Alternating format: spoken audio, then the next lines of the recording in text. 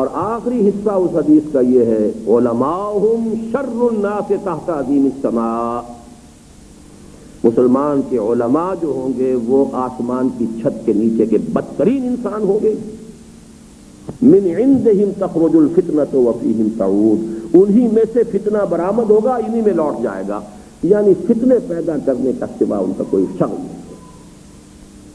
یہ ہے واللیل وما وسق، تاریخی اس درجے تاریخ ہو چکی ہے، دین کی حقیقتوں کو اس نے اس طرح سمیٹ دیا ہے.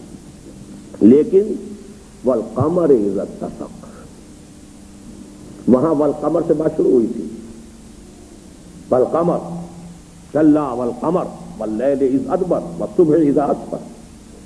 یہاں شام سے بات شروع ہوئی، فلا اقسم بالشفق واللیل وما وسق والقمر اذا اتسق. چاند بھی تو نکلتا ہے نا، روشنی بھی ہوتی ہے. پہلی رات کا چاند بھی ہے، دوسری کا بھی ایک وقت میں آتا ہے، 14ویں کا رات بھی آتا ہے، کچھ نہ کچھ روشنی ہو جاتی ہوگا.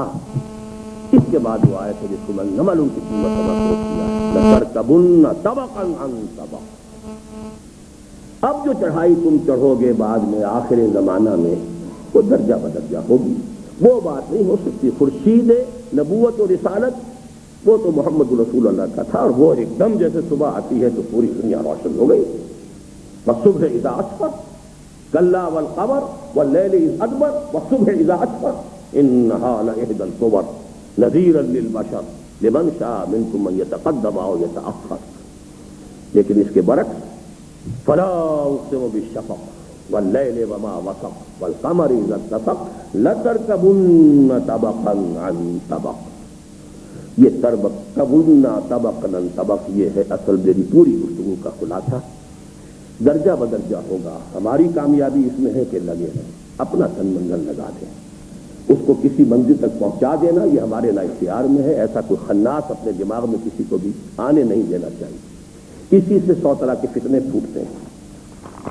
تو اس کے بعد کچھ چند باتیں وہ ہیں کہ جو میرے ذاتی قواعد، جیسے شروع میں نے کہا تھا، ایک تو یہ کہ وہ غلطی جس کا میں نے عرض کیا تھا کہ اعتراف جمعہ 27 نومبر کی تقریر میں جو میں نے بعض باتیں جماعت اسلامی کے اجتماع میں کہی ہیں وہ میرے نزدیک میری غلطی ہے جو مجھے نہیں کہنی چاہیے تھی، اور اس کا اثر ہوا ہے کافی ہمارے ساتھیوں پر. سب سے زیادہ تو میری اپنی اہلیہ مجھ سے خفا ہوئی اور لڑی.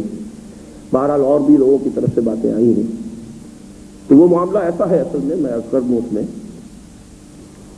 کہ سبب جو میں نے اس کا اس لیے کیا تھا وہ درست تھا. اس کو میں اب بھی کہتا ہوں کہ وہ صحیح تھا، اس لیے کہ یہ ایک بہت بڑا شو تھا، اور اس شو کے اگر دوسرے پہلو نہ دکھائے جاتے تو خود ہمارے رفقاء اور دوسرے لوگوں کے اوپر اس کا جو اثر ہوتا تو ایک نیگیٹو جو ہے اعصاب کے اوپر اثر ہو سکتا تھا. تو اس میں حقائق کی حد تک جو ہے واضح کر دینا بات وہ بہت صحیح تھی. لیکن یہ کہ بعض باتیں جو میں نے کہی تھی وہ تو اب بھی میں کہتا ہوں کہ میں نے صحیح کہی تھی. جو کہ جماعت میں توڑ پھوڑ کا معاملہ ہے، اس میں مولانا گوہر رحمان صاحب کا تذکرہ خاص طور پر. پھر یہ کہ اس میں کوئی میسج نہیں تھا، اس میں کوئی نظم و نسق نہیں تھا، کوئی فقدان تھا. جماعت اسلامی کی پرانی شانیں جو ہے وہ کوئی موجود نہیں تھی اجتماع کے اندر. ایک میلے کا سما تھا. پھر خواتین کے بارے میں بہت جھوٹی بات کہی گئی، یعنی یہ کہ اگر 10 گنا نہیں تو کم سے کم 8 گنا تعداد بڑھا کر بتائی گئی. اس حد تک میں سمجھتا ہوں کہ احقاق اقبال باطل کا معاملہ ہے، ورنہ یہ چھا جاتی ہے پبلک کے اندر ایک بات. تو ہمیں لیکن یہ کہ 2-3 باتیں جو میں نے کہیں وہ میرا یہ خیال ہے وہ جو ہماری 2 خواتین جو آئی تھی لندن سے ان کے بارے میں جو بات کہی، اسی طریقے سے وہ جو کچھ ان کے جنس جو تھی کوئی 30 من یا کتنی تھی 25 من، چند باتیں اس میں ایسی تھیں کہ جو یقیناً میں اب سمجھتا ہوں کہ غلطی ہوئی ہے. اس کا فوری نقصان بھی ہوا ہے اور مزید کا بھی احتمال ہے، وہ بھی سب میں تسلیم کرتا ہوں. لیکن یہ کہ بہرحال اللہ تعالیٰ سے ہے کہ بدنیت کی تو میری نہیں تھی، تو اللہ تعالیٰ کی قدرت یہ ہے کہ وہ شر میں سے خیر برآمد کر سکتا ہے، واللہ عالم. اب آخری بات یہ کہ کل میں جا رہا ہوں انشاءاللہ، تو میں نے جو کچھ اعلان کیا تھا اسی کے مطابق پروگرام ہے کہ جمعہ 8 دسمبر میرا انشاءاللہ مدینہ منورہ میں ہوگا، 15 دسمبر کا جمعہ مکہ مکرمہ میں، اور 9 سے 15 تک یا 16-17 تک ایک تربیت گاہ ہم وہاں منعقد کر رہے ہیں. اس لیے کہ ہمارے وہاں کے ساتھی یہاں آ نہیں سکتے. کافی بڑی جماعت ہے ریاض کی، کافی بڑی جماعت ہے واسعہ کی، نہیں واسعہ کی طرف چھوٹی ہے لیکن وہ الجبیل کی، اور یہ لوگ جو ہیں حرکت نہیں کر سکتے نہ اجتماعات میں نہ تربیت گاہوں میں. وہاں کام لوگ کافی کر رہے ہیں یہ، اور پھر یہ کہ میرا بھی اب کبھی تو مجھے وزٹ ویزا مل جایا کرتا تھا، اس کی کوئی توقع نہیں ہے، یہی میری توقع سے بہت بڑھ کر ہے کہ مجھے انہوں نے عمرے کا ویزا دے دیا ہے۔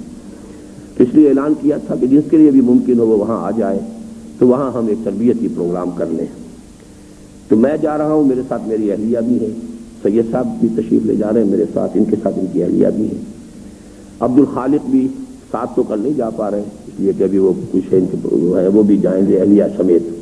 لیکن جو بات میں نے یہاں بتانی ہے وہ یہ ہے کہ اس پورے خرچ کا کوئی ایک پیسہ بھی تنظیم کے بیت المال سے صرف نہیں ہو رہا ہے، اس لیے اس کو کوئی اس طرح کا کوئی مغالطہ کسی بھی درجے میں جو ہے وہ ذہن میں نہ آنے دیں۔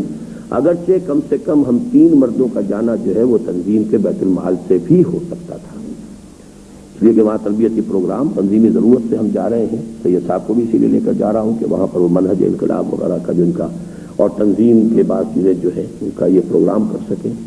عبد الخالق کے بارے میں یہ طے ہی ہے کہ نائب امیر جہاں بھی میں جاؤں گا اس سے سوائے امریکہ وغیرہ کے، اس لیے کہ وہاں کے لیے تو ہم نے تنظیم پاکستان کی اس جورسڈکشن سے باہر رکھا ہے امریکہ اور یورپ کو، لیکن باقی یہ کہ جہاں بھی میں جاؤں گا میرے ساتھ جائیں گے۔ اس لیے 3 کے جو ہے اخراجات تنظیم اسلامی کے بیت المال پر ڈالے جا سکتے تھے، لیکن ایک پیسہ بھی اس سے اس کا کوئی تعلق نہیں ہے، صرف یہ آپ نوٹ کر لیجیے۔ اگر عبد الخالق کا بھی جانا ہو ہی گیا، اللہ کرے ہو جائے، تو پھر قائم مقام امیر جو ہوں گے ان کی غیر حاضری میں وہ چودھری رحمت اللہ بٹر صاحب ہوں گے۔ آپ کے شاید علم میں ہوگا کہ ہم نے یہاں پہ ایک لاکر بھی لیا ہوا ہے، اس لیے کہ یہ خیال آیا تھا کہ کچھ رقم اگر ہوتی ہے تنظیم کے بیت المال کی، بینکوں میں ہم رکھتے ہیں، سود ہم لیتے نہیں، بینک تو فائدہ اٹھاتا ہے، تو اس کی بجائے یہ ہے کہ اس کا کچھ تھوڑا سا سونا لے کر اور لاکر میں رکھ دیا گیا ہے تاکہ اس کی قیمت چڑھے تو ہمیں بھی فائدہ ہو، سود بھی نہ ہو، تو بینک تو خام ہماری رقم کو استعمال کرتا ہی ہے۔ تو اس لاکر کی چابی جو ہے وہ رہے گی ناظم بیت المال قمر سعید قریشی صاحب کے پاس، جس سے پہلے میں نے وہ امانتاً جو ہے سید صاحب کے پاس رکھوائی کی تھی۔ اسی طرح جو وصیت ہے میری جانشینی کے لیے کا جس کا ہم پہلے فیصلہ کر چکے ہیں، وہ بھی اب اسی لاکر میں رکھوا دی جائے گی کہ میرے بعد کون امیر تنظیم ہوگا۔ اگر اسی سفر میں اللہ بلا لے اور اس عرض مقدس ہی میں دفن کرا دے تو بہرحال وہ آخری مرحلہ ہوگا اور یہ عمرۃ الوداع بھی ہو جائے گا اور ہماری یہ ملاقات بھی وداعی ہو جائے گی۔ اقول قولی ھذا واستغفر اللہ لی ولکم ولسائر المسلمین والمسلمات۔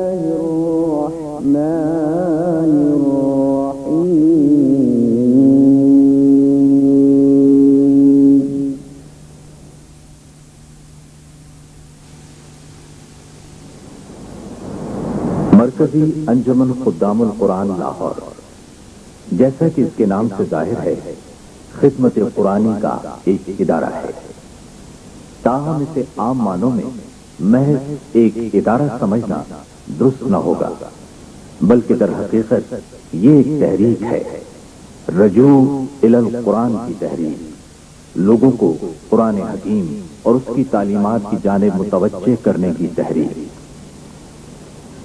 مرکزی انجمن کا قیام 1972 عیسوی میں عمل میں آیا۔ اس ادارے کے بانی اور صدر ڈاکٹر اسرار احمد صاحب ہیں، جن کی شخصیت نہ صرف پاکستان میں بلکہ بیرون پاکستان میں بھی جہاں کہیں اردو داں طبقہ موجود ہے محتاج تعارف نہیں۔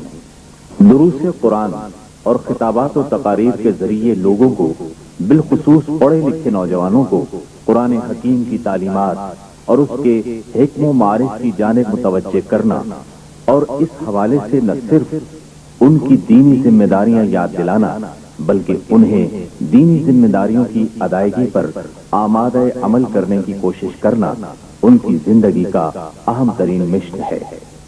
لیکن ہم حریف ہیں تو کفر کے، فحاشی کے، شرک کے، بے حیائی کے، اور اگر حلیف ہے تو اللہ کے، اس کی کتاب کے، اس کے رسول کے، جیسے کہ حضور نے فرمایا الدین والنصیحہ، دین تو نصیحت ہے، وفاداری ہے، خیر خواہی ہے۔ پوچھا گیا لمن یا رسول اللہ، حضور کس کے ساتھ خلوص و اخلاص، کس سے وفاداری؟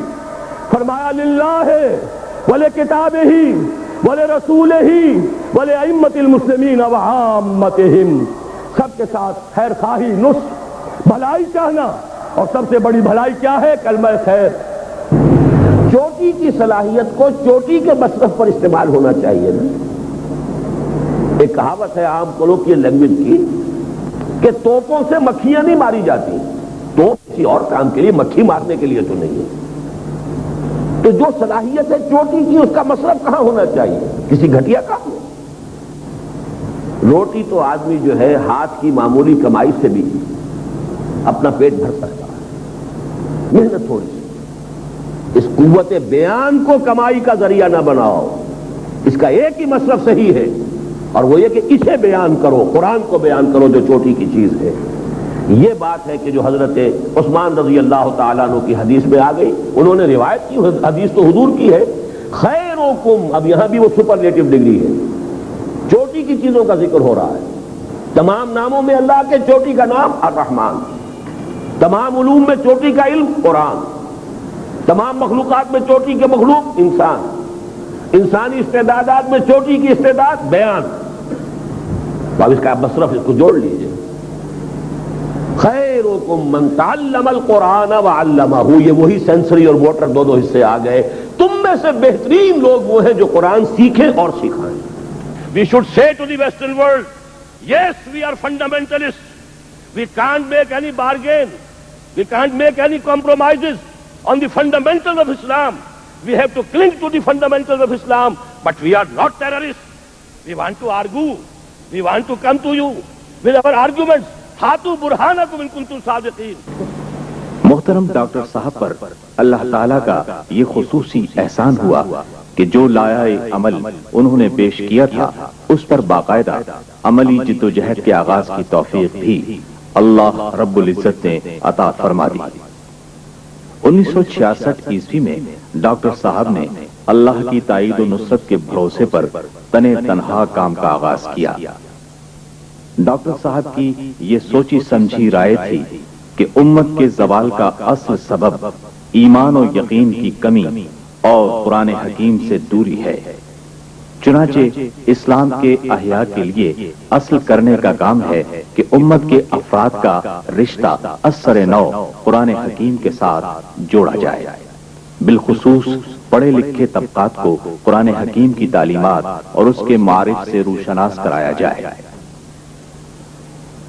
ایمان و یقین کی کمی کو دور کرنے کا بھی مؤثر ترین ذریعہ یہی ہے۔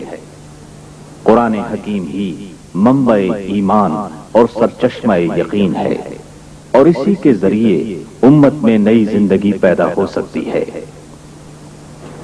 ابتداءً انہوں نے لاہور میں متعدد مقامات پر حلقہ مطالعہ قرآن کے نام سے درس قرآن کے حلقے قائم کیے، اور ساتھ ہی دار الاشاعت الاسلامیہ کے نام سے ایک ذاتی اشاعتی ادارہ قائم کیا، جس کے تحت پے بپے کئی کتابچے اس مقصد سے شائع کیے کہ اس کام کی اہمیت بھی لوگوں پر واضح ہو اور اس کا استدلالی پس منظر بھی نگاہوں میں رہے۔ اللہ تعالیٰ نے محترم ڈاکٹر صاحب کی مساعی کو اس درجے مشکور فرمایا کہ بہت ہی کم مدت میں درس و تدریس اور تعلیم و تعلم قرآن کا سلسلہ لاہور اور بیرون لاہور بڑی تیزی سے وسعت پذیر ہونے لگا۔ نتیجتاً ایک جانب کچھ باہمت نوجوان اپنے اوقات کی متاع عزیز اور قوتوں کا اثاثہ لے کر اس کام میں تعاون کے لیے آمادہ کار ہو گئے، اور دوسری جانب کچھ حضرات مالی تعاون کے ذریعے اس کام میں شرکت کے خواہاں ہوئے۔ چنانچہ انہوں نے محترم ڈاکٹر صاحب کے پیش نظر کاموں میں باضابطہ تعاون کے لیے کمر ہمت کس